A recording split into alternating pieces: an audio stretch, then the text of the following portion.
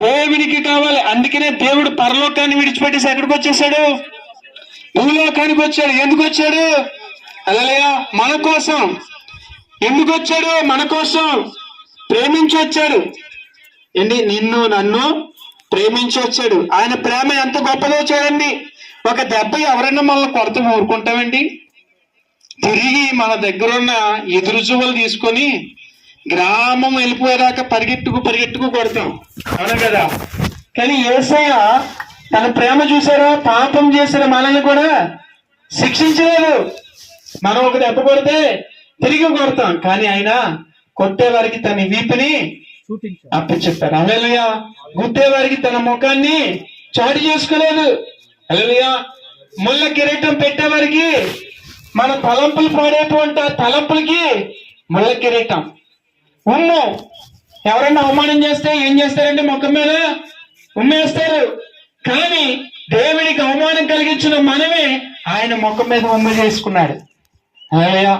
నీ కొరకు నా కొరకు నీ కాళ్ళతో చేతులతో తలంపులతో చేసిన పాపముల కొరకు ఇదిగా మా కాళ్ళలో మేకలు, ఆ చేతిలో మేకలు, ఆ వీపు మీద కొరడా దెబ్బలు. చూసారమ్మా? చూసారా ఆ సినిమా ప్యాషన్ ఆఫ్ క్రైస్ట్ చూసినప్పుడు మనకి ఎంత బాధ కలుగుతుందమ్మా? ఎవరైనా ఆడకుండా ఉంటారా? ఒక చిన్న పిల్లవాడిని ఎవడన్నా కొడితే ఊరుకుంటారా? ఊరుకోరు. కానీ యేసయ్య చూసారా, నా బిడ్డలు అని మనల్ని ప్రేమించి మన కొరకు అయినా శ్రమలు అనుభవించాడు. ఏమండి? ఆ ప్రేమ మీరు రుచి చూడాలి. ఎవరని? యెహోవా ఉత్తముడని రుచి చూసి తెలుసుకోవాలి.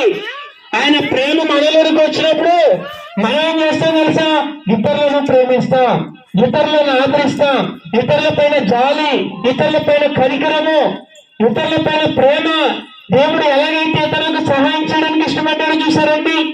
నిన్న కొండ మీద ప్రసంగం చేసినప్పుడు ఏం చేశాడు? 3 దినాలు వాళ్ళు ఉండిపోయారని. వారికి ఏమి లేదంట, ఆహారం లేదంట. అందుకని ఒక చిన్న పిల్లవాడికి అమ్మ ఏం చేసింది? 2 రొట్టెలు 2 చేపలు 5 రొట్టెలు చేతిలో పెట్టిందంట. ఆడికి ఏంటి? ఒరే నువ్వు ఆటలు కొండలేవని. అది ఎవరు తెచ్చిచ్చాడమ్మా? యేసయ్యకి తెచ్చిచ్చాడు.